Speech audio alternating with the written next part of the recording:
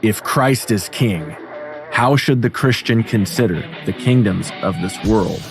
What does the Bible teach us about human authority and what it means to love our neighbors and our enemies? Before we render unto Caesar what is Caesar's, let's know what it means to render unto God what is God's. This is the Biblical Anarchy Podcast, the modern prophetic voice against war and empire. Hello, everyone, and welcome to another episode of the Biblical Anarchy Podcast, a project of the Libertarian Christian Institute and part of the Christians for Liberty Network. This week and every week on Biblical Anarchy, we seek to live counterculture to the empire of man and to instead seek the kingdom of God by unpacking what the Bible teaches about government, authority, and human relationships. I am your host, Jacob Winograd. So today's episode, I'm going to be addressing a topic that's been brought to the forefront by recent events in the Libertarian Party. Now, myself, as part of the Libertarian Christian Institute, I have to give the usual disclaimers that I'm not telling you how to vote or making any endorsements. But I think it's important to discuss these things going on with the Libertarian Party from time to time as a matter of education and discussing libertarianism as a movement and a political philosophy. Chase Oliver is a self-identified gay Christian. He secured the presidential nomination, and I think it's for the Libertarian Party, and I think it's crucial to visit what the Bible actually says about homosexuality, LGBT issues broadly speaking, and why this matters for us as Christians, as libertarians as well. Chase also holds views regarding hormone replacement therapy and puberty blockers for minors, and it's important to talk about this as well as we explore as Christians these areas of political and theological overlap. Now, before I dive into it, just a little bit of housekeeping. First of all, please subscribe. If you are not already subscribed, wherever you're at, I have been extraordinarily appreciative of a lot of the growth that I've received over the last couple weeks on YouTube. But I don't want that to come at the expense of other platforms as well. If you're listening on Apple, Spotify, wherever you're listening, please, can you leave a 5-star review and a written review at that if you can? Because that really helps to boost the podcast in the algorithms. And so that way more people are able to see it. And obviously, if you're watching on YouTube, that's completely fine as well. Please make sure you're subscribed and give this video a thumbs up. And as always, please consider going to biblicalanarchypodcast.com and signing up to be an LCI Insider, which is a monthly donation of $10 or more a month. And that gets you access to all sorts of perks, behind the scenes, early access to books and other merchandise discounts, things like that. So definitely, low cost, $10 a month. You get a lot of bang for your buck with that. And we at LCI are a nonprofit. And so we operate pretty much entirely off of donations from listeners like you. And that helps us out tremendously. So, I have one other small bit of housekeeping here, which should be fun to talk about. So, I don't know if anybody noticed this. I did give a warning about this a couple episodes back. I don't know if it was actually during a numeric episode or if it was during one of my live shows. But I told you guys back when I was going through my little sickness with my throat cold that I was going to be producing an episode using AI technology that the producer for LCI has. And last week's numeric episode, Biblical Anarchy Podcast number 67, I think. Should have had that prepared on hand, shouldn't I? It's hard to keep track after a while, especially now that I'm doing a lot of live streams. I don't always keep track of where we're at in the queue anymore. Episode 67, Do Christian Ethics Conflict with Libertarian Legal Theory?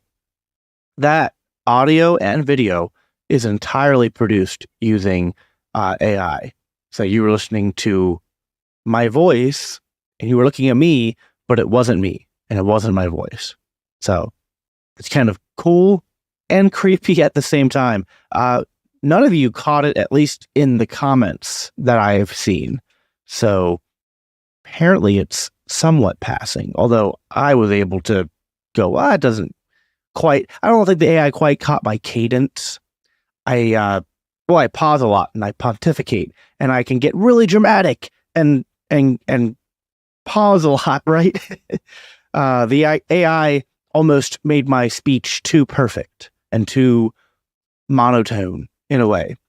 Regardless, very interesting. And it was very useful to at least get some content out there during a time where my voice was pretty much non-existent. My voice is, I think, still a little raspy, but now it's back. All right. Well, I wanted to get all that housekeeping out of the way here before we dive into today's episode. All right. So LGBTQ, homosexuality, gender affirming care, as it's called, for children. Why this matters? Well, before diving into the specifics, it's important to clarify the different perspectives within Christianity regarding these issues.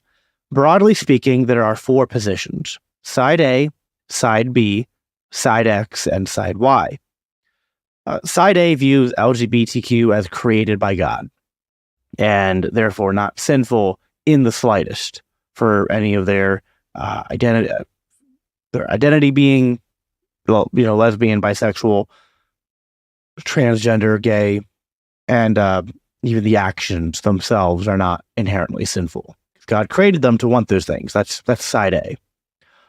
Side B views homosexual sex as sinful, but not same-sex attraction. And it would affirm the idea that you can be a gay Christian or even a trans Christian, but it would say that acting out on desires would be sinful. Side X considers that not only is the action sinful, but the attraction itself is also particularly sinful and something that Christians should be cured of. And then side Y recognizes that Christians may struggle with same-sex attraction, but insists that they shouldn't identify with it, emphasizing that our identity is in Christ. I would say that I mostly fall on side Y, although I do think that people can be delivered from that same-sex attraction or from gender dysphoria. I know people who have overcome that. I know some people who continue to struggle with those desires, but have given them up to the Lord and find freedom and salvation in their lives and able to pursue the things that God has for them. So the biblical case against homosexuality and transgenderism as a consequence, I'm going to focus on homosexuality here, but the arguments for that really tie into the arguments against transgender ideology as well. So there's going to be a lot of overlap. But the arguments against that, why they are considered sinful within the Christian worldview, based on what the Bible teaches, would be grounded in several key scriptural passages and theological arguments. These arguments would also carry over into the transgender conversation, as this is really all, again, it's under the umbrella of what the Bible defines as man and woman and what is normative regarding sexuality for men and women. All right, so here are the points typically cited. To go kind of numeric order here. The first argument is going to be the order and design of creation itself. We would start in Genesis chapters 1 and 2. The creation narrative establishes that God created humanity in his image, male and female. Genesis 1:27.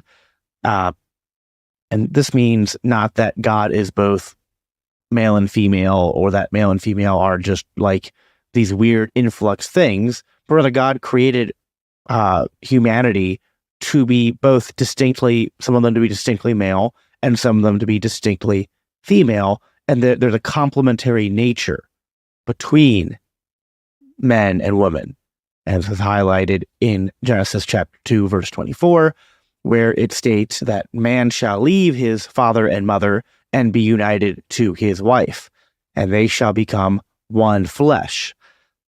Jesus affirms this model in the New Testament then, in Matthew 19, verse 4 through 6, and Mark 10, 6 through 9. He cites this Genesis passage, emphasizing that from the beginning, God made humans male and female, and that the marital union is between one man and one woman. Now, some people are even going to even contest not just homosexuality and transgenderism, but they're going to press on the assertion of it being one man and one woman. And touch on that here briefly, because it is worth mentioning that some Old Testament figures had multiple wives or multiple sexual partners, and some people use this as an argument that the Bible supports polygamy, but this is not true. Touch on this really quickly.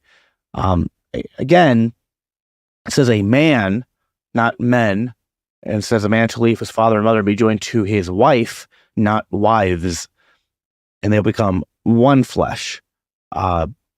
So that right there doesn't really make it ambiguous, but let's talk about some of the examples here and if those were highlighted as a good or a bad. Because we do have to remember that the Bible will sometimes be prescribing things, and sometimes it's just describing what happened, not necessarily with a approval of what happened. Abraham took Hagar as a second wife, and this led to family strife. You can read about this in Genesis 16. Jacob, in the Bible, not me, I am happily taken by one woman. That's enough for me. But Jacob of the Bible had multiple wives, which wasn't even by design, necessarily. He was tricked, but his multiple wives and concubines caused jealousy and conflict among his children. And we can read about this in Genesis 29 and 30. Obviously, Joseph being sold into slavery, and God used what man intended for evil for good, but still it led to problems, right? David and his multiple marriages led to significant familial, oh my gosh, can't even say that. David and his multiple marriages led to significant familial turmoil, including the rebellion of his son Absalom in 2 Samuel 3:13 through 18. And David also was violating the command given in the book of Deuteronomy regarding the conduct of the king, where it said the king should not have many wives. Solomon, similarly, has numerous wives, turns his heart away from God, which leads to idolatry and ultimately division in his kingdom. So these stories will describe polygamous relationships and highlight the strife and the dysfunction that accompany such arrangements, including a departure from and implying a departure from God's ideal. All right, so again, we talked about in Matthew 19, when Jesus affirmed the Genesis creation, the creation design of man leaving his father and mother to be joined to his wife. If there was like some kind of mistake in the Old Testament, by keeping those singular, Jesus had a chance to correct that, comment on it, and he did not. So he's affirming it as being, exclusive to the man and the woman.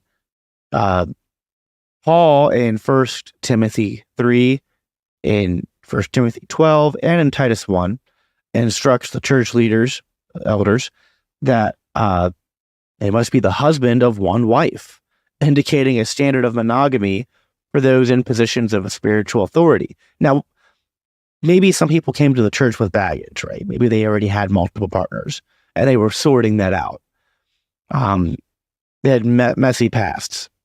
It was important then to be clear that the people who should be the spiritual leaders of the flock should have their affairs in order. And one such example is being in a monogamous marriage, which is the only type of marriage the Bible defines as normative. Again, we have to always make the distinction between descriptive and prescriptive. We would expect that the leaders are setting an example and a precedent for the rest of the Christian community. The symbolic representation that marriage gives us of Christ and his church, which is described in Ephesians 5, Paul compares the relationship between a husband and wife to that of Christ and the church. Christ has one bride, not multiple brides. The church is his bride. He doesn't have 2 churches or 5 churches or 20 churches. He has one church. And so this symbolizes the monogamous nature and exclusive nature of that relationship with the husband at the head as Christ is at the head. So I would say in conclusion, and there's other arguments that you could be made here, but in conclusion, we would see that while polygamy was practiced, it was not prescribed as normative. Rather, we see that it often had negative consequences and that the clear prescription, Old and New Testament, is one man and one woman. So that's the created order and design. In Old Testament law, we're going to move to Leviticus 18 and chapter 20. These verses explicitly prohibit same-sex relationships. You should not lie with a male as with a woman. It is an abomination. And chapter 20, verse 13, prescribes severe consequences, indicating these are serious offenses. We have New Testament teachings. Romans 1, Paul describes in verse 26 and 27, same-sex relations as contrary to the nature of man and as a result of humanity's rejection of God. He speaks of both men and women exchanging natural relations for those that are contrary to nature, and characterizes such actions as dishonorable passions. Excuse me. 1 Corinthians 6, 9 through 10, Paul lists various behaviors that are incompatible with inheriting the kingdom of God, and including men who practice homosexuality. 1 Timothy 1, verse 10, Paul includes those who practice homosexuality among those whose behaviors are contrary to sound doctrine. Again, we would have theological considerations, the theological argument about the complementary nature of male and female as part of God's design. So it's not just a biological design, an imperative, but one that is relational, spiritual, and societal. And the union of man and woman reflects the image of God and fulfills his design for procreation, family, and society. The Bible also I would say presents marriage as a covenant. It's a covenantal relationship between one man and one woman. And again, this covenant reflects Christ's covenant and relationship with his church, which is also depicted as a bride and groom, which I already mentioned. And throughout church history, the consistent teaching of both the church fathers and the broader Christian tradition has been against homosexuality. And although there are some examples within church history of figures who did, it's not new that some people have tried to change this norm, the consistent standard has been that anyone who has tried has been corrected or excommunicated. I won't go into the history here, but I will link in the description a very good episode of the Inspiring Philosophy podcast done by Michael Jones, who had a conversation with Trent Horn on some of the claims made by Side A regarding homosexuality among the church in church history, and why these claims are either extremely exaggerated or just entirely wrong and fabricated. So Side Y, or my position, would argue from these biblical mandates then, and an understanding of sin, the fallen, depraved nature of man, that homosexuality is to use our bodies and our sexuality in ways that are disordered and therefore sinful. And that even the attraction itself is a sinful desire, and it reflects a sinful and corrupted or disordered nature and relationship with one's sexuality and body. Now, Christians, you can profess Christ and maybe still struggle with certain sinful desires. That's not abnormal at all. But they should be walking in obedience. They should ground their identity in who God says they are, not who the world or their sin says they are. They should be surrendering their will to Christ and allowing the sanctifying work of the Holy Spirit to purify them of all sinful desires as they walk with Christ through their life. And this might not be an immediate victory, but the trajectory and initial affirmation of Christ's authority in their life is essential. And this isn't like a special prescription for homosexuality. This is essentially the same prescription for all other sinful desires that Christians might find themselves struggling with or having before they come to Christ. Now, I want to make sure, I want to deal with some of the arguments made from the side A position. And I want to make sure I am fairly representing those who would hold to side A. To do this, I'm actually going to be referring to a post from a friend of mine, fellow podcaster, Hody Johns.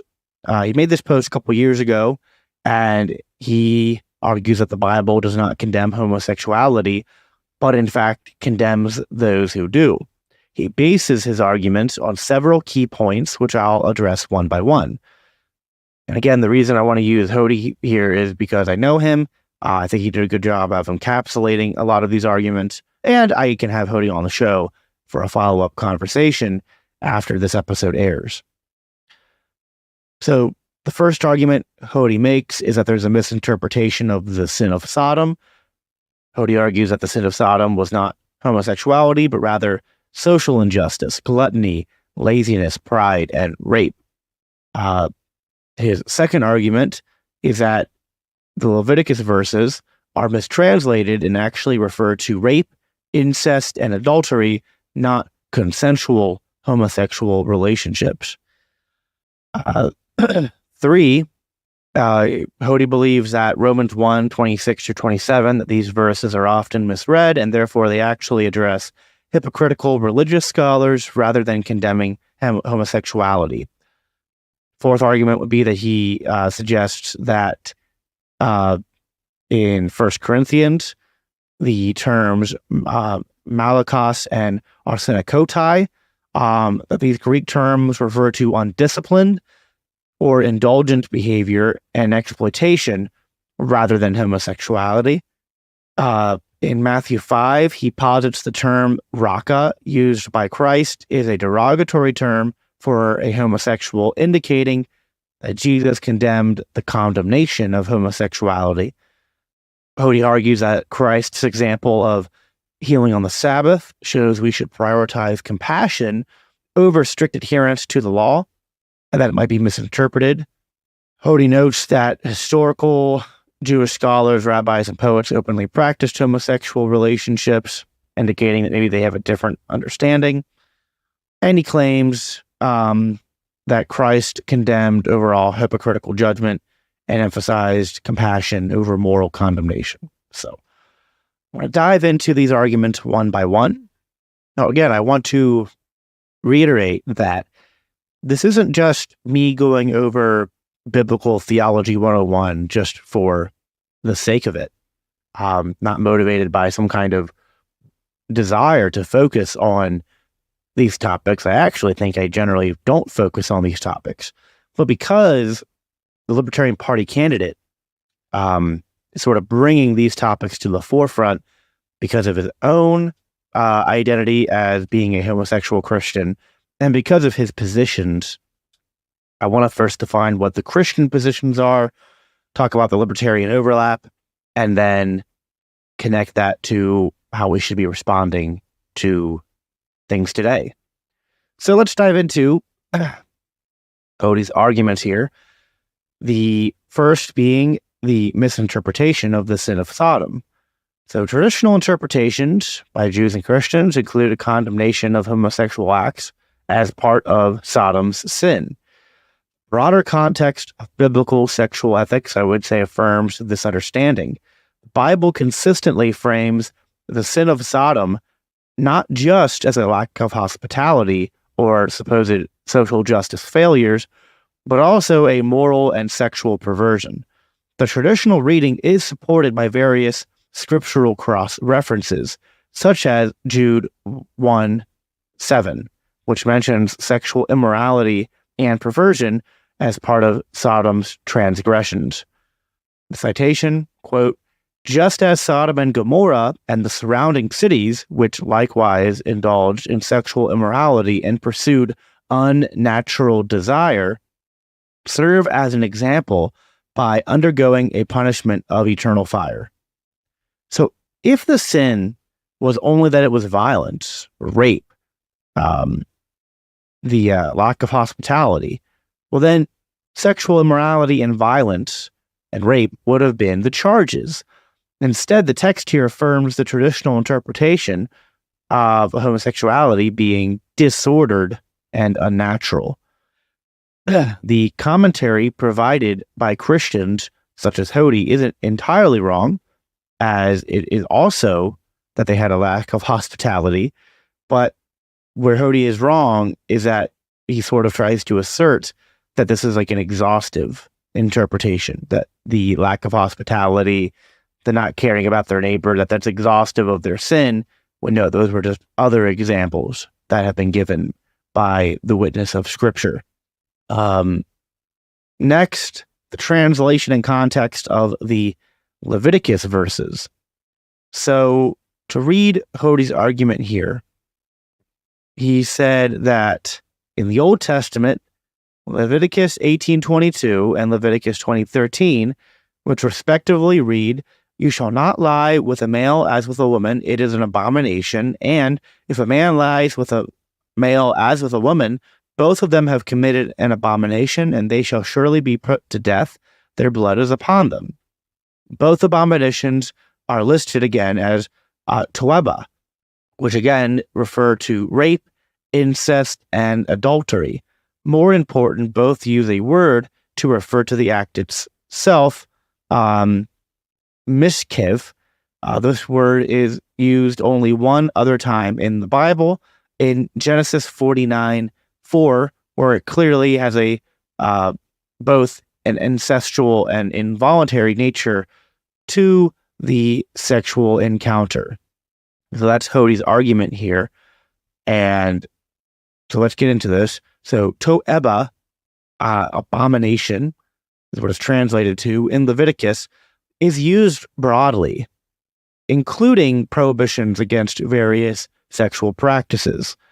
The explicit mention of lying with a male as with a woman, well, when we interpret those words, that has consistently been interpreted as a prohibition then, when combined it with, saying, do not do this, it is a toeba.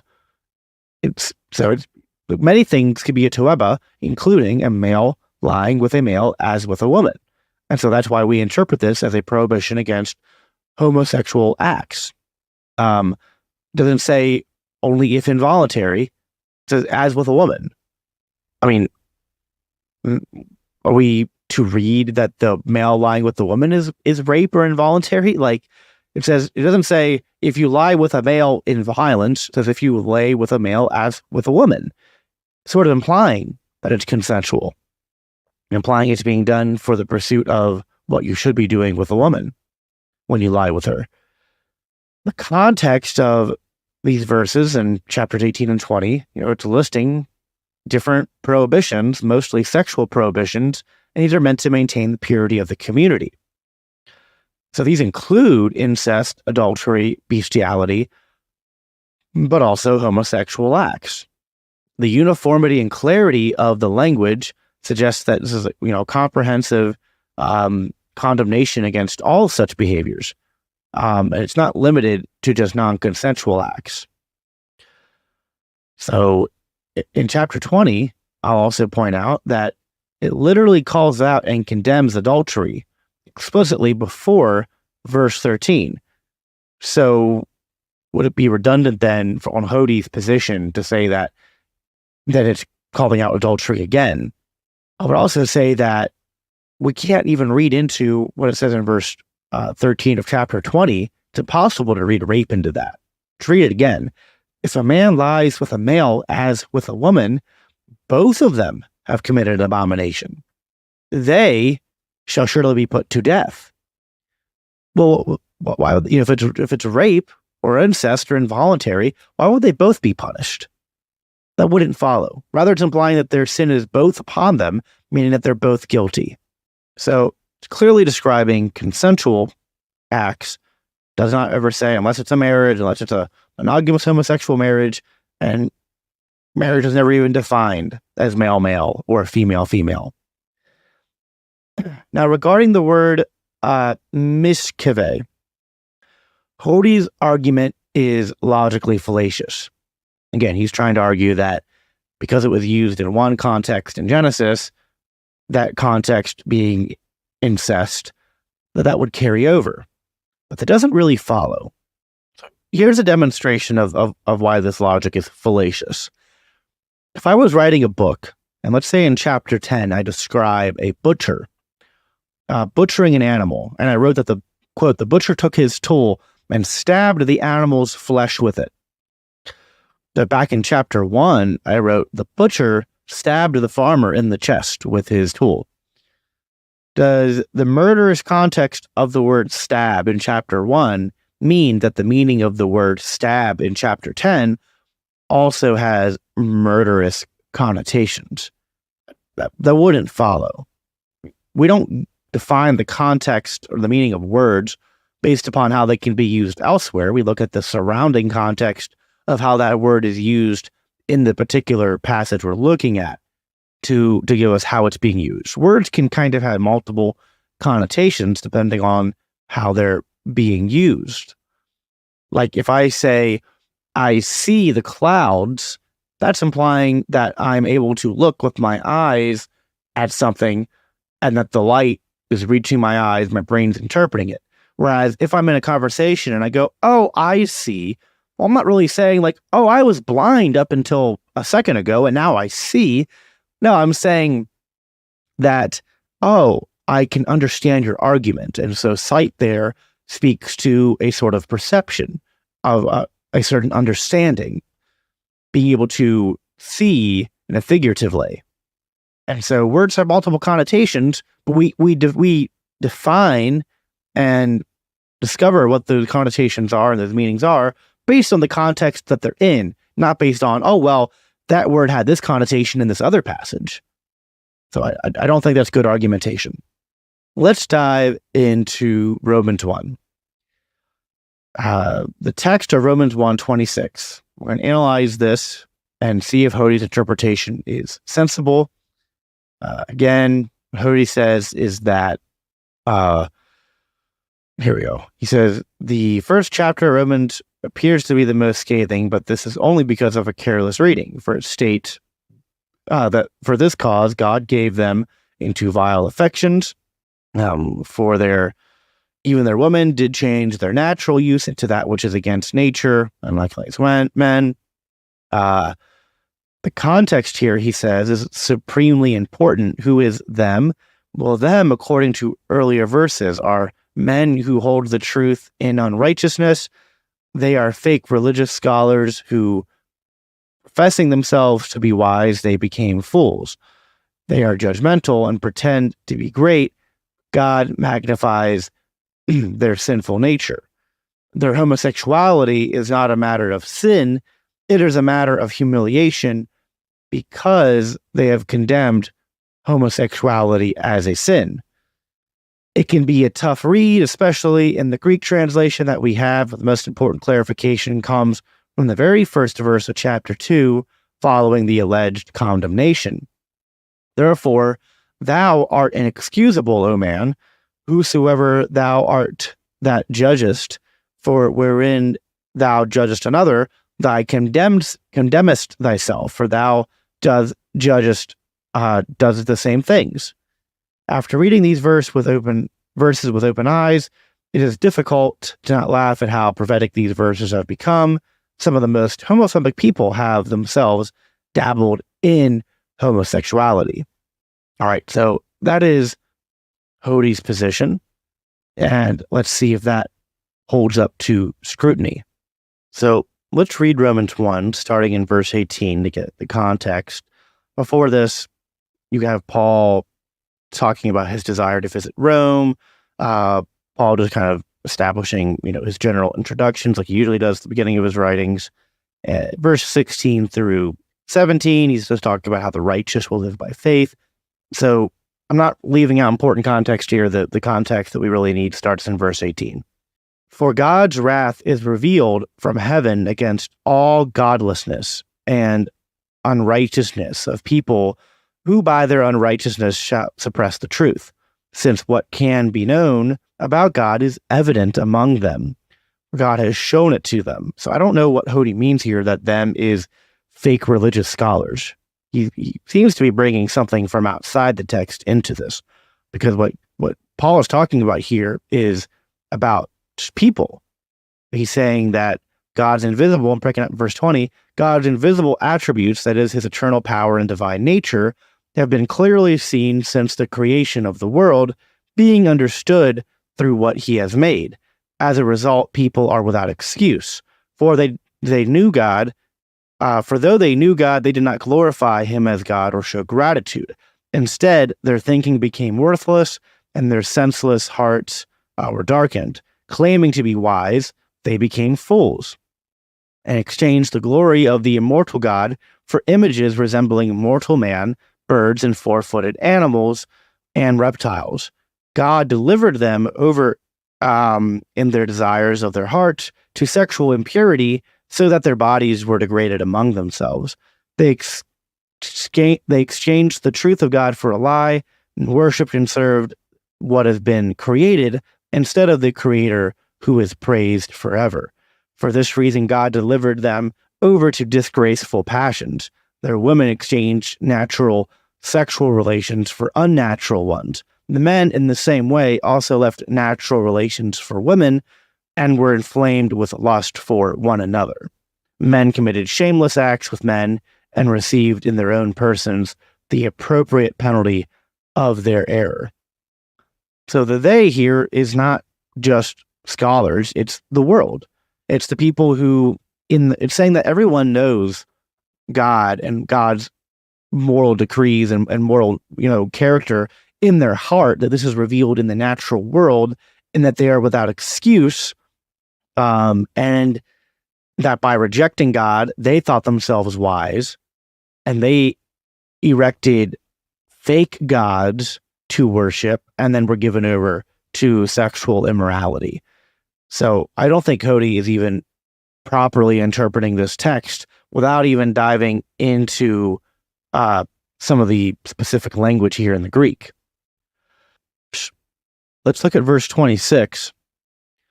For this reason, God gave them up to dishonorable passions, for their women exchanged natural relations for those that are contrary to nature.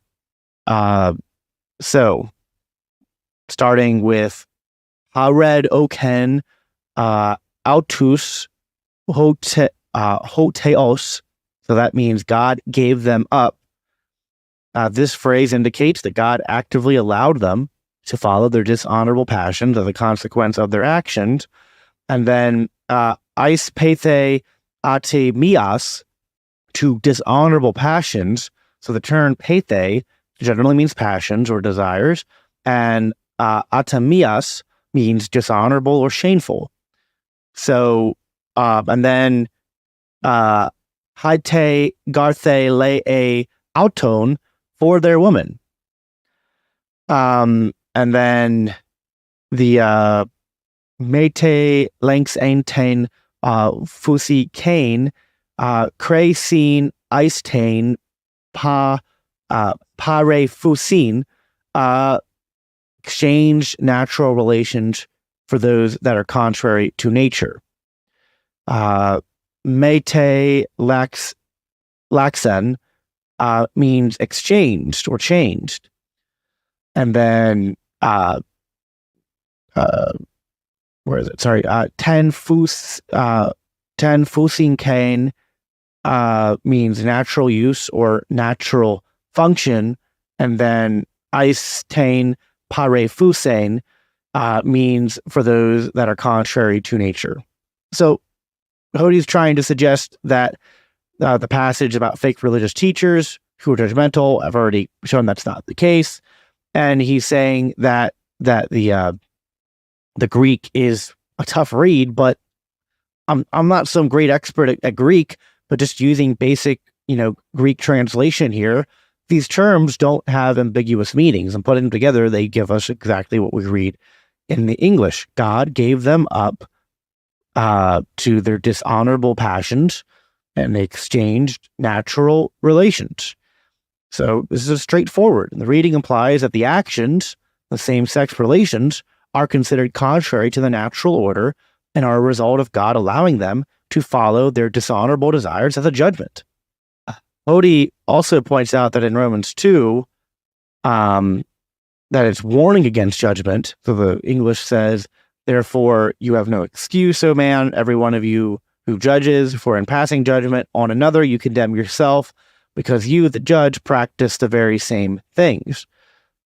Paul's message here is about the hypocrisy of judging others while practicing the same sins. But that doesn't negate the sinful nature of the sins he's just highlighted. So sure, if there's people who are, sexually impure, who are condemning people who are sexually impure, that's hypocrisy. But it doesn't change the moral prescription of what is sexually pure and what is sexually impure. It's just condemnation of hypocrisy. And so I think a sensible reading of the text here, Romans 1, does not support Hodey's interpretation. We will move on now to 1 Corinthians chapter 6, verses 9 through 10. Read Hodey's argument again. Malakos and Arsenakotai. Malakos has in modern times referred to effeminate or weak men. The actual word means soft and is more often used describing bedding or pillows. However, at that time, this softness was meant to refer to being undisciplined and indulgent. Aristotle actually has a lot to say about Malakos. None of it has to do with being homosexual or even effeminate. He wrote, of the dispositions described above, the deliberate avoidance of pain is rather a kind of softness. The deliberate pursuit of pleasure is profligacy in the strict sense. Arsenakotai is a word that appears to be invented by Paul. It does not appear before this time. It's a combination of two words, one which means male and the other which means bed, which would refer to condemn men that bed other men. But that's not how the audience took to mean when Paul spoke of it. There's a figurative meaning here which implies the exploitation of somebody's body for personal gain. The crass sexuality is intended to be a symbol of someone taking advantage of someone. Lowbrow crime is described as robbery or mugging. White-collar crime, though just as bad or worse, is not referring to robbery as robbery or mugging. This word has been invented to deal with shorting people of their profits, cheating business partners and workers, as is this would be an example of arsenakotai. It should be noted that there are many examples of this word borrowed from Paul being used to describe theft by the wealthy, and no examples until translated into English of this word used to mean homosexuality. All right, so let's dive into this. So Hodey and others make the argument that Malakos refers to moral laxity, a weakness of character or a lack of discipline, as opposed to being traditionally understood as meaning effeminacy. Aristotle's philosophical discussion of Malakos indeed focuses on moral and physical laxity. However, Paul's use of the term in a moral vice list serves a completely different purpose. So let's go to the passage here in 1 Corinthians 6. If any of you have a dispute against another, how dare you take it to the court before the unrighteous and not before the saints? Or do you not know that the saints will judge the world? And if the world is judged by you, are you unworthy to judge the trivial cases? Don't you know that we will judge angels? How much more matters of this life? So if you have such matters, do you appoint as your judges those who have no standing in the church? I say this to your shame. Can it be that there is not one wise person among you who is able to arbitrate between fellow believers? Instead, brother goes to court against brother, and that before unbelievers. As it is, to have legal disputes against one another is already a defeat for you. Why not rather be wronged? Why not rather be cheated? Instead, you yourselves do wrong and cheat, and you do this to your brothers and sisters. Do you not know that the unrighteous will not inherit the kingdom of God? Do not be deceived. No sexually immoral people, idolaters, adulterers, or males who have sex with males. No thieves, greedy people, drunkards, verbally abusive people, or swindlers will inherit the kingdom of God. But you were washed, you were sanctified, you were justified in the name of the Lord Jesus Christ by the Spirit of our God. That's the passage there. Again, Paul's using this term in a moral vice list and condemning moral actions. I don't think he's condemning people being soft, saying you won't inherit the kingdom of God. There's nothing else in that list that even, he talks about thieves, talks about greedy, to be like being covetous, being drunk, being verbally abusive, swindling, which would be being deceitful, idolaters, adulterers. These are all sins. Why would he throw a little condemnation of like, oh, what if you're just kind of soft, right? What if you're just kind of weak? But it doesn't really make sense as an inclusion there.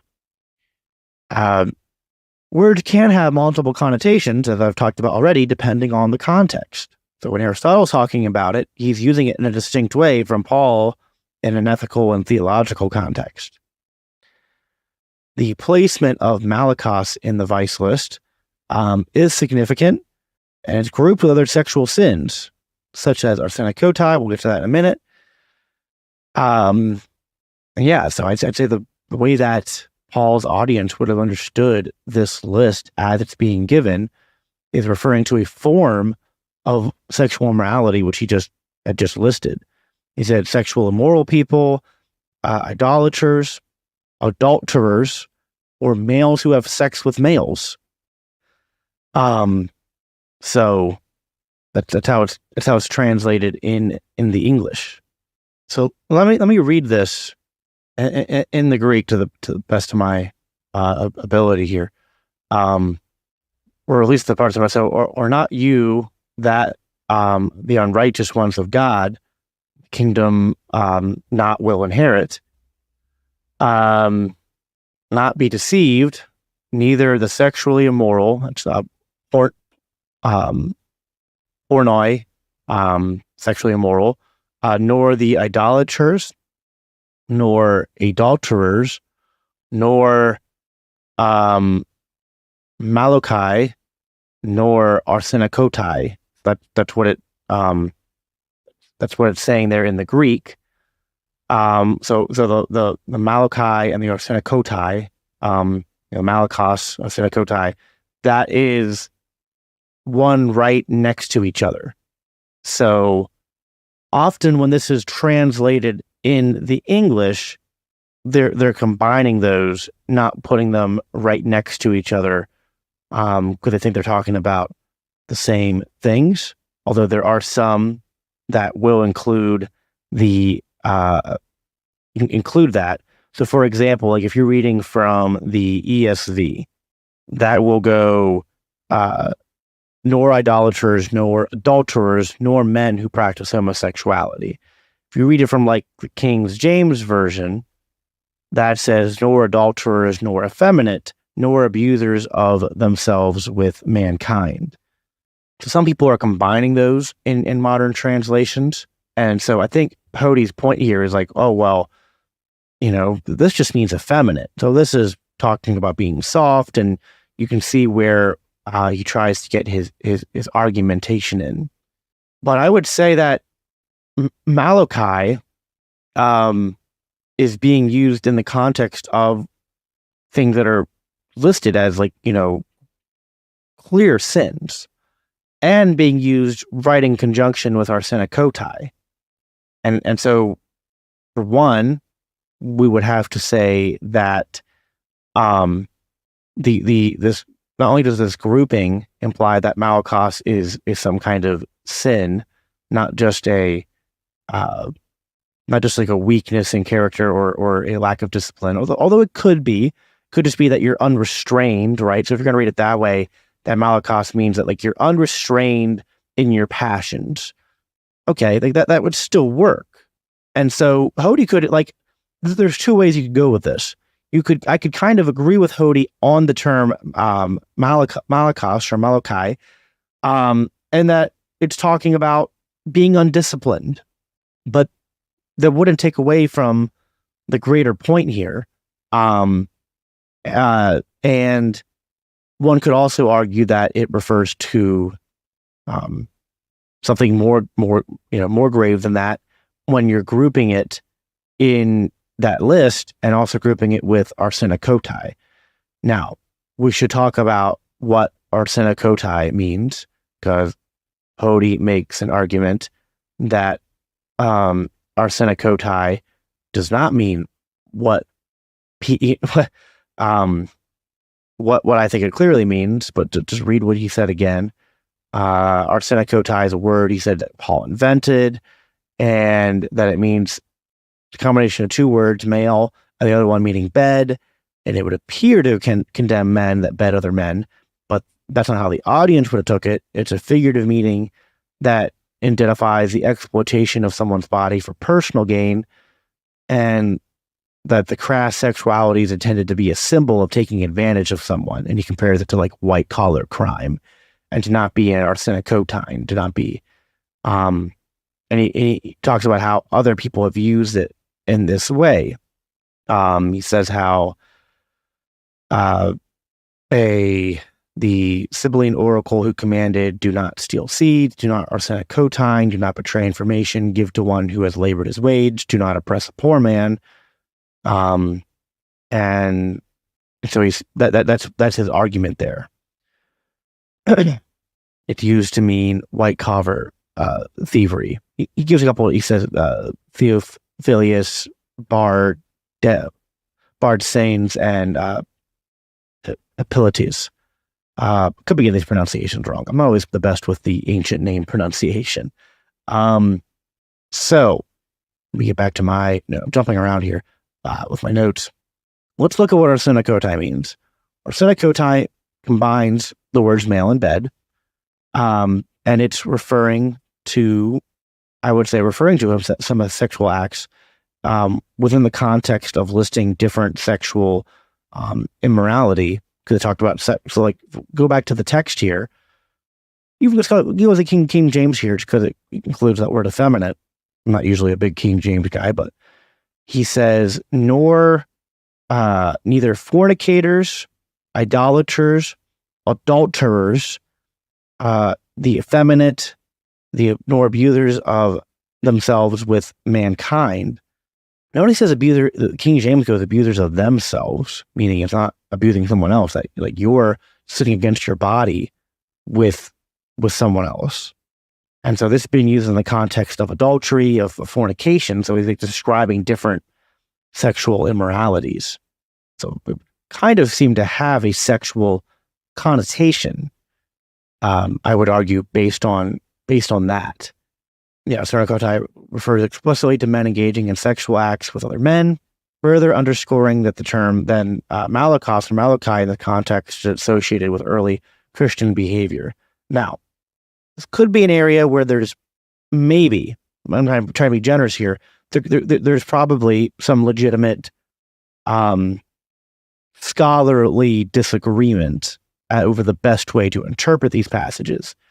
But then I would say that the way we would settle this dispute could be a couple ways. It could be looking at the quality of the scholarship, could we look at the motivations of the scholarship, could we looking at who's in the majority position. I would also say that from a Christian perspective, how the church has traditionally interpreted something should be significant, and that church fathers who are contemporary or mostly contemporary with Paul and who understood Greek, that we should look to them, as a way to not just provide scholarly support, but also theological clarity. So I would say we look at early Christian writings, and they would reflect an understanding that the terms malakos and arsenokotai are associated with various forms of sexual immorality. Clement of Alexandria interpreted malakos as including both moral and sexual laxity, associating it with luxurious and indulgent lifestyles that lead to sexual immorality. John Chrysostom likewise associated malakos with effeminacy and moral weakness, condemning it in his homilies on sexual morality. Eusebius of Caesarea associated malakos with effeminacy and moral degradation, reflecting a broader cultural combination of behaviors deemed unnatural and morally lax. So I think, again, what's going on here is that words can have multiple meanings in multiple contexts, and that we can know the etymology of a word and then know how it develops. Actually, what's funny, the word gay is a perfect example of this, because the word gay did not always refer to homosexuality. It used to refer to different things, right? And now it has multiple meanings even today. But if Paul invented this term, if it's rather new, it does combine arsen, male, with kotai, bed, and so that direct etymology is men who bed men, which is just quite clearly referring to homosexuality, which Paul's first use in 1 Corinthians and 1 Timothy both have that connotation of referring to sexual acts.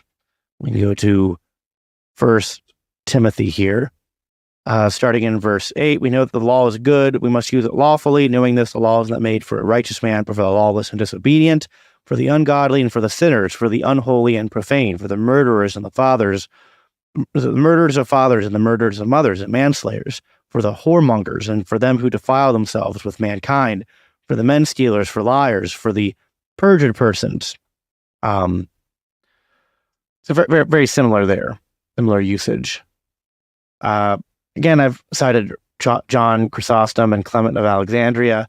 They're both early Christian writers and theologians. They both understood Greek, and they interpreted these passages as condemning homosexual acts and labeling them as contrary to nature, and being within the broader discussion of sexual immorality.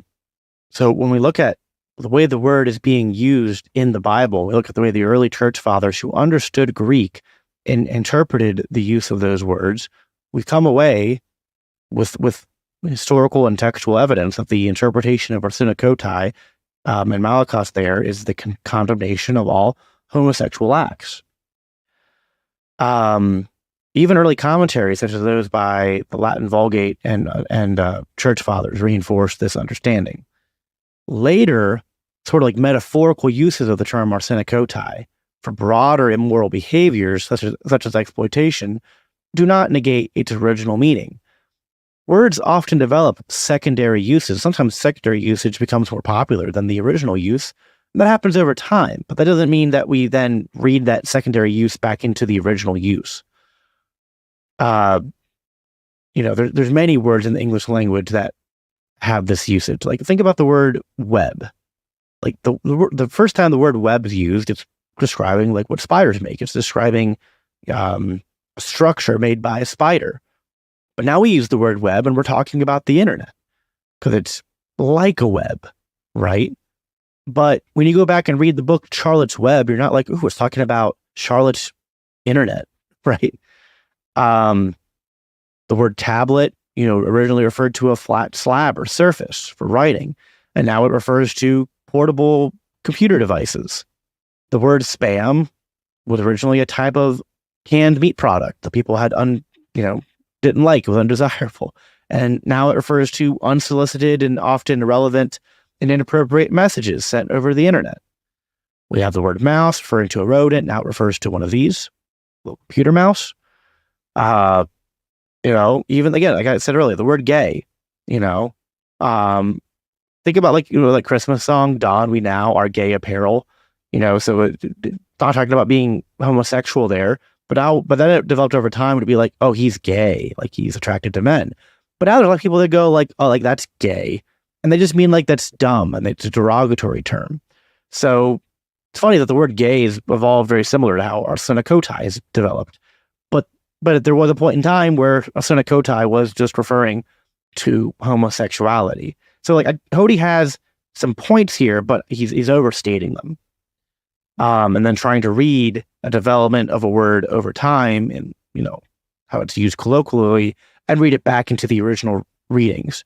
But the term arsenokotai in Paul's epistles was clearly referring to homosexual acts, all of them, not just involuntary ones, based on the etymology, context, and enforced by the early interpretation of Christian writers who were very contemporary to the early church, who understood Greek. To read some quotes here, John Chrysostom on his homily on Romans, chapter 1, he says, all these affections then were vile, but chiefly the mad lust after males. For the soul is more the sufferer in sins, and more dishonored than the body in diseases. But if thou scoff at the hearing of hell and believest not that fire, remember Sodom. So Chrysostom's also saying that this was the sin of Sodom. Referring to it as a mad lust after males. Clement of Alexandria, in his book, the Pedagogus, book 3, chapter 3, it is not only the use of women that is called fornication, but also is the deviant practice of men with men or of women with women. For men of this type, despite possessing the form of men, yet at the same time lack a sense of shame. Such a person is therefore a kind of masculine woman. So Clement clearly identifying homosexual acts as a form of fornication and immoral behavior. There's writings from Tertullian on modesty. His writing in chapter 4 talks about frenzies of lust which exceed the laws of nature. So Tertullian also condemns it. Augustine condemns it. Again, I already brought up Eusebius of Caesarea. There's just an overwhelming case here looking at the early church, and that's how they're interpreting those Greek terms in that way. They're all fairly contemporary to Paul.